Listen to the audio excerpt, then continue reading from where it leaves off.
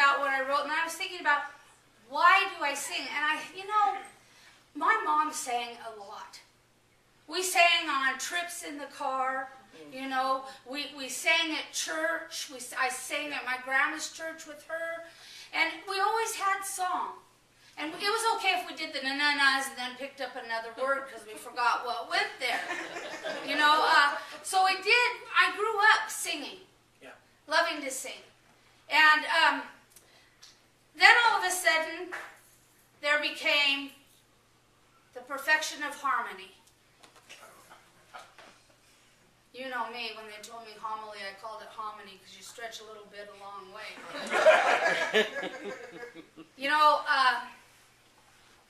Has anyone here been ever shamed about singing? Like really?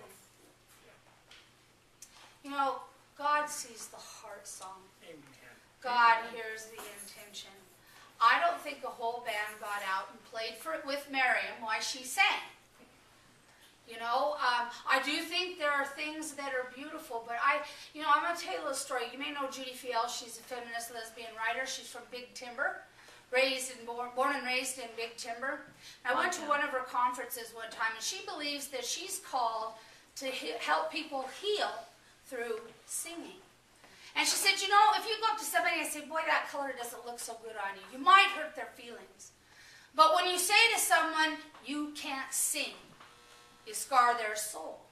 Well, this is about all you shower closeted singers or closeted shower singers to open up the door. You're getting wrinkled standing in all that water. Amen. Unfortunately, even in the church, we have created an atmosphere of singing and how well you sing. Irene loves to sing. She really does. And she didn't used to do ditties, but I could distract her from TV by singing a ditty about one of the animals. And then she started doing some ditties herself. But she goes out to visit her, what was a 6-pound cat that's probably 30 now. No. And she puts that cat in her lap with all the long hair, and she brushes that cat every day. And she sings to the kitty. And one day she said to me, my cat likes my singing, but your dog doesn't like it. She goes out and sings songs about when she was 6.5 pounds and she was almost dead, and told her history, and she keeps brushing. The good news is if she decides to bite you, she's only got one tooth over here, so you get one puncture. But I can remember a time when I heard Irene make a joyful noise in worship and love it. And then I remember one time we were at a small social and we were singing, and someone got at the piano and they wanted her to sing in this key. She goes, find this note. And I watched that love of music start to be something I'll only do personally. Now she's reopened that since MCC. We've been doing some practice of nativity, when you take a piece and you're going to sing it, a piece of sheet music, and you're going to learn to sing it, you sing it. You don't really have Bach or anybody there coaching you through. It is intimidating when we have the writer, the singer, and the producer all right there. Except Jerry's very gentle when we do our B-flat, sour note. He's like, Gina, stretch your voice. You've dropped another half step again today. And he doesn't want a bass Mary. But he's very gentle, and I have a hunch that gentleness came from one thing. Jerry hears songs in his heart, lyrics in his heart, and then is driven crazy till he gets it down. He may keep it for a while, but he gets it down. And he was the first gay Christian writer of spiritual music for our community. How far did you beat? Marcia Stevens. Beat Marcia Stevens by 5 months. By 5 months. We know the truth in Montana. But I can remember him telling me this time that he hears this music, and was it in Nativity that you got told that can't work? And he was writing. Lullaby. Huh? It's a lullaby. It's a lullaby for Mary. And what did she tell you? It was musically incorrect. It was musically incorrect. That scarred his soul. And I've watched over the last 22 years how he's gaining that courage back. He doesn't have to go revisit that place. You know, he puts it out there, but he's gentler. You know, remember last week I talked to you about those things that are hard for us to accept about our lives are the ones we need to get our silly rear ends over. Amen? You know, and I'm going to do that about song. You know, like Ricky says, he loves to stay joyful. He really does. You know, he gets up and listens to those old wonderful songs, and he cries every morning, and he comes to work, which I've missed for the last couple weeks, and we sometimes cry, and we sometimes laugh. And it all has to do with the song and the intention of what we want to sing and be. We want to sing. You know, even if we aren't the greatest, we want to sing as a duet for you. We want to be mutual. We want to show mutual respect for one another, because that doesn't happen very often. You know, so here are all these songs, whether we write them or we pick them up and they help us in our life. You know, sometimes songs lift us up. Amen. Sometimes if we're in a particularly bad spot, you know, them sad songs get on there. You know, if you're really hurting, a country western song will take you down farther than you are. Because they're always about losing somebody, kicking the dog, and being broke. You know what I mean? And lonely. But, you know, and sometimes I suppose we need to avoid that music if it digs us in deeper, and we need to lift ourselves. But all in all, you know, we have so many writers. We had Ray Boltz at conference in Mexico, and he sang. You know, Gay came out. All the Pentecostals were listening to him before that. I don't know if they'll even play it anymore. You know, and we heard how singing changes and moves us.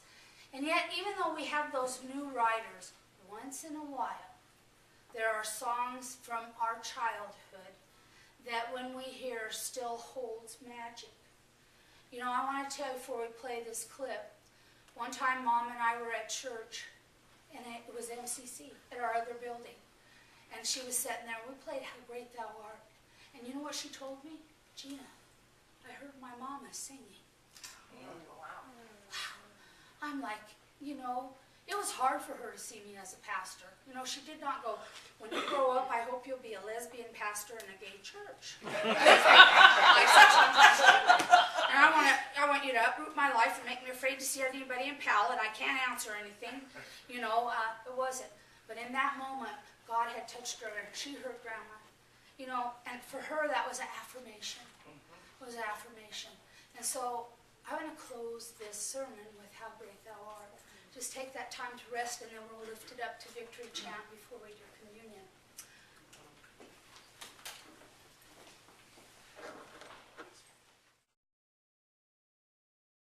Oh Lord my God, when I in awesome wonder consider all the works thy hand hath made, I see the stars, I hear the mighty thunder, thy path throughout the universe display. Then sings my soul, my Savior God, to thee. How great thou art, how great thou art. Then sings my soul, my Savior God, to thee. How great thou art, how great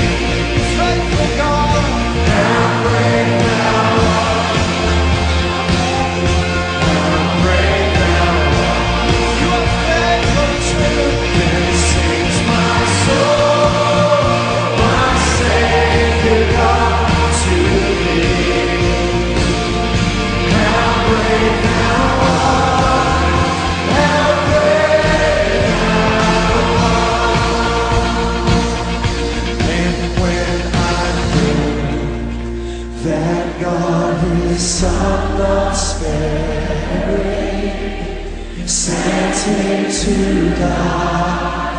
I scarce can take it in,